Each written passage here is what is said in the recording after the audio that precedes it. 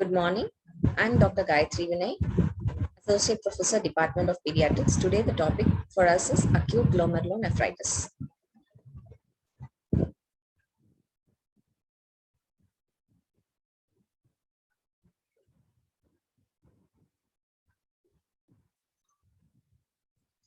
Yeah, glomerular disease includes glomerulonephritis and glomerulopathies. Glomerulonephritis means there is an inflammation of the glomeruli. There is an inflammation of the glomeruli, and glomerulopathies means when there is no evidence of inflammation. Glomerulonephritis, it has two components, the acute nephritic syndrome or the nephrotic syndrome. An acute nephritic syndrome, you have the acute post-streptococcal glomerulonephritis, IgA nephropathy, membranoproliferative glomerulonephritis, Heanot-Schönlein purpura, Alport syndrome, and SLE nephritis. Acute glomerulonephritis is an abrupt onset of one or more features of an acute nephritic syndrome. Decreased urine output, edema, microscopic or macroscopic hematuria, azotemia, and hypertension. The most common would be acute post-streptococcal glomerulonephritis. Definition: acute glomerulonephritis that follows an infection with a nephrogenic strain of group A beta hemolytic streptococci, the classic example of the acute nephritic syndrome. Here you can see the streptococcal infection of the throat and the skin. Most commonly, it is sporadic in nature, despite that epidemics and clusters of cases in some poor or rural communities. Okay, peak incidence is among 5 to 15, 5 to 12 years of age, and uncommon less than 3 years of age. Male is to female ratio is around 2:1. The child gets the throat or skin infection by the nephrogenic strain of group A beta hemolytic streptococci, the serotypes namely 12, 4, and 1. Antibodies to streptococcus, that is streptolysin O, are formed in the circulation. This antigen-antibody circulating immunocomplexes are subsequently deposited along the glomerular basement membrane. Here you can see the pathophysiology. The streptococcal infection, it forms an immune complex which gets deposited in the glomerular basement membrane. The complement system gets activated. As a result, there is a low serum complement in the circulation, then which leads to immune injuries, leads to cell membrane proliferation. The capillary lumen gets narrowed, glomerular blood flow gets decreased, and there is a damage to the glomerular basement membrane as well, which leads to hematuria, proteinuria. And this decreased glomerular blood flow, which leads to the decreased GFR, finally leads to oliguria and also causes distal sodium reabsorption, thereby retention of water and sodium occurs. There is an increase in the blood volume, which results in edema and hypertension. Here you can see, this is the normal glomerulus. Okay, here you can see the inflammation in the glomerulus. Okay, what will be the clinical manifestations? The clinical manifestations would be patients usually develop the acute nephritic syndrome 1 to 2 weeks after the onset of the antecedent streptococcal pharyngitis or 3 to 6 weeks after the streptococcal pyoderma. Clinical manifestations would be, as we said earlier, there would be edema, proteinuria, and oliguria. And there could be gross hematuria accounting for 65% of patients. There could be smoky, tea-colored, cola-colored or fresh blood urine. Microscopic hematuria, which is seen in almost all patients. The urine appears normal, but more than 3 RBCs per hyperfeel are found in centrifuged urine sediment, which is examined microscopically. Hypertension, it accounts for 50%, mild to moderate, typically subsides promptly after diuresis. Non-specific symptoms would be such as anorexia, vomiting, general malaise, lethargy, abdominal and flank pain, low-grade fever, and weight gain. Here you can see there is an edema, and here you can see the hematuria. What would be the natural cause of infection? Okay, initially there is a 2 weeks after the streptococcal infection, you can see post 2 weeks, there is a weight gain, urea, hypertension starts developing. By 6 weeks, you can see the ASOT test will be positive, and by 1 year, usually the hematuria lasts. Okay, Spontaneous improvement typically begins within 1 week with resolution of edema in 5 to 10 days and hypertension in 2 to 3 weeks, but urine analysis may be abnormal, that is a persistent microscopic hematuria could be there for a year. Urine analysis and culture. Hematuria is present in all in patients. Proteinuria around trace to 2 plus, but maybe in the nephrotic range, usually associated with more severe disease. Red blood cells cast, pathognomic of acute glomerulonephritis, other cellular casts, pyuria may also be present. Okay, these are the casts. This is the urine. Okay, these are the RBC casts. Okay, the RBC casts are formed when the RBCs leak through the glomerular basement membrane and are glued together with the mucoproteinous dam horsefall proteins. Other investigations would be bacteriological and serological evidence of antecedent streptococcal infection, that is raised ASO titers would be more than 200 international units per ml. Increased anti-DNase B, if available, it would be a better serological marker of preceding streptococcal skin infection, throat swab or skin swab. Renal function test, the blood urea nitrogen concentration is elevated in 75% of patients and the serum creatinine level is increased in 1/2 of the patients, but profound decrease in GFR is uncommon in children. Hyperkalemia, hypocalcemia, hyponatremia, and metabolic acidosis are seen only in severe patients. Then full blood count could be done, which shows a mild normochromic anemia may be present. Leukocytosis may also be present, and the complement levels, especially the C3 level, is low at the onset of symptoms, normalizes by 6 weeks. C4 is usually within normal limits in post-streptococcal acute glomerulonephritis. Ultrasound of kidneys is not necessary if the patient has clear-cut acute nephritic syndrome. What are the indications for renal biopsy? Severe acute renal failure, which is requiring dialysis, features suggesting non-post-infectious acute glomerulonephritis as a cause of acute nephritis, delayed resolution, oliguria for more than 2 weeks, azotemia more than 3 weeks, gross hematuria more than 3 weeks, persistent proteinuria more than 6 weeks would be the indications for renal biopsy. Okay, post-infectious glomerulonephritis, the glomerulus as viewed by the light microscopy. Here you can see light microscopy showing increased inflammatory cells, especially the neutrophils. And here you can see on the right the immunofluorescent microscopy showing the immune complex deposits in the capillary base walls. Okay, so the diagnosis is based on a triad of symptoms and the investigations, that is acute in onset, symptoms of edema, oliguria, color-colored urine, hypertension, urine analysis showing RBC and protein casts, evidence of streptococcal infection, the prodromes and the elevated serum titers of antibodies to streptozymes, and the serum C3 is reduced. What could be the differential diagnosis? Differential diagnosis, we have to differentiate this condition from the other conditions. Would be like membranoproliferative glomerulonephritis, IgA nephropathy or Buerger's disease, Hinault-Schönlein purpura.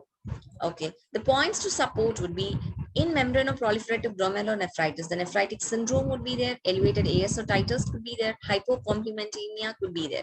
But the points against would be that it could be a persistent nephritic syndrome.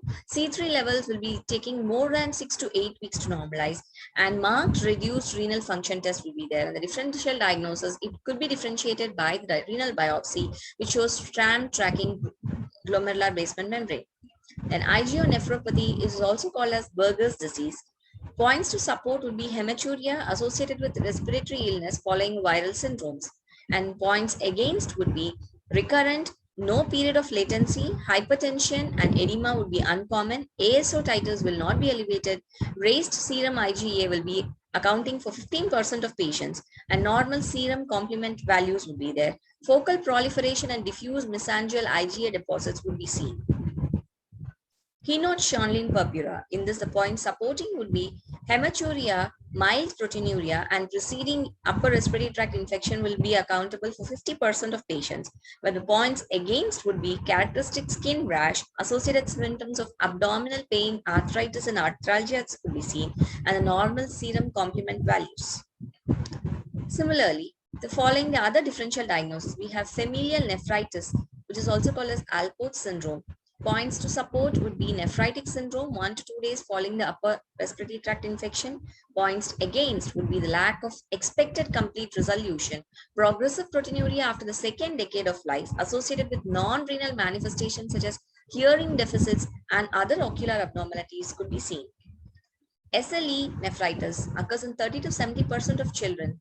Hematuria, mild proteinuria, hypocomplementemia would be there, but points against would be lack of expected complete resolution, association of non-renal manifestations. C4 could also be depressed in this case, and the detection of anti-nuclear antibodies would be specific. And other chronic infections could also have such a similar presentations. What would be the management of this acute glomerulonephritis? Strict monitoring of input and output charting, that is input fluid intake and the urine output, daily weight gain with the BP charting, which we call as a nephrotic charting. Then we have to give the antibiotics. Okay, it's like penicillin V is given for a period of 10 days to eliminate the beta hemolytic streptococcal infection, or give erythromycin if penicillin is contraindicated. Then fluid restriction to control edema and the circulatory overload during the oliguric phase until the child passes urine, that is, starts the onset of diuresis and the blood pressure is controlled. So day one, at least the fluid should be restricted to around 400 mils per meter square per day. Do not administer intravenous or oral fluids if the child has pulmonary edema. Day 2, till the patient diuresis, that is 400 mils per meter square per day, as long as the patient remains in the circulatory overload. When the child is in diuresis, free fluid is allowed. Okay. Diuretic, especially the furosemide, should be given in children with pulmonary edema and is also usually needed for treatment of hypertension. Diet, no added salt to the diet. Complications. Look out for complications of post-streptococcal acute glomerulonephritis, especially for hypertensive encephalopathies, usually presenting with seizures, pulmonary edema, which could lead to acute left ventricular failure and acute renal failure. Okay, these are the drugs, antihypertensive drugs that could be used for hypertensive emergencies in children. That is nifedipine, with the dosage is around 0.25 to 0.5 milligrams per kg per dose, which is given oral, and it could be repeated twice if there is no response. And caution especially to be taken when it is given in the sublingual route. Then we also have sodium nitroprusside, which is given as 0.5 to 1 mics per kg per minute as an IV infusion and can be increased stepwise to 8 mics per kg per minute maximum, and needs to be given in an ICU setting. And what precautions you should monitor the liver function as well as the renal function test. Labetalol, it's a beta blocker, which is 0.2 to 1 milligram per kg per dose, which is repeated by IV boluses, or 0.25 to 2 milligrams per kg per hour given by IV infusion. And we also have hydralazine, which is given as 0.2 to 0.4 milligrams per kg per dose as an IV bolus and may be repeated twice if there is no response. So the pre-hypertension, what we define as pre-hypertension, is defined as a blood pressure in at least the 90th percentile, but less than the 95th percentile for age, sex, and height, or a measurement of 120 milligrams by 80 millimeters of mercury or greater. Hypertension is defined as blood pressure above the 95th percentile or greater.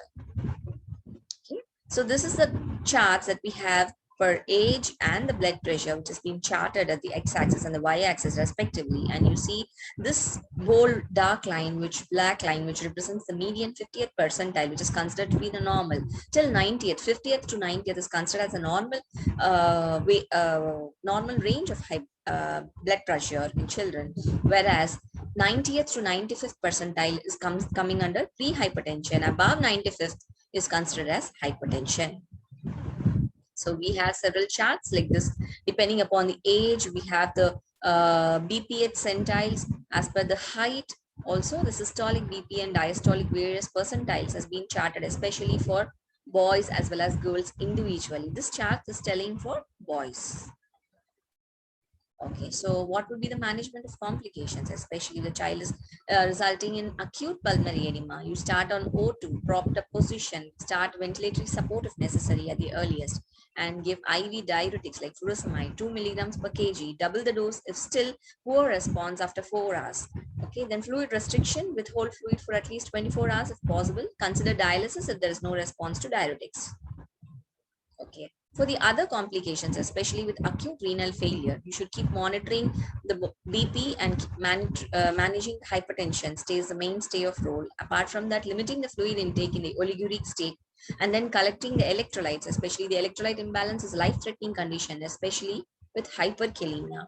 And you optimize the nutritional intake since AR patients usually are hypercatabolic, and if necessary, you should implement acute dialysis.